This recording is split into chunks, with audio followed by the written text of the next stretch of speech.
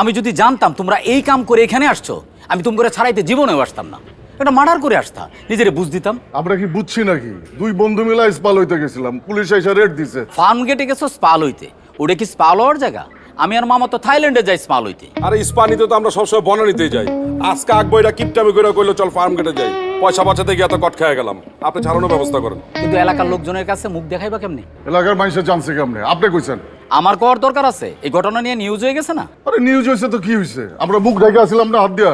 ও, মুখ ঢেকে রাখলে কি এলাকার লোকজন তোমরা চিনবো না? মান সম্মান কিছু থাকলো? চার রাস্তার মোড়ে কান ধরে খাড়াইছিলাম, তো অনিমান সম্মান যায় নাই। আর সামান্য নিউজের লেগে আমাকে মান সম্মান যাবো না? আপনি আমাকে ছাড়ানোর ব্যবস্থা করেন তো, আমাকে মান সম্মান নিয়ে আপনার চিন্তা করতে হইব না। হ্যাঁ, করতেছি। খাইছো কিছু? না, কিছু খাই নাই। আপনি 4 প্যাকেট তেহারি, ঠান্ডা পানি আর বুড়ানির ব্যবস্থা করেন। এই দুলাল, ওগর খাওয়ার ব্যবস্থা করো।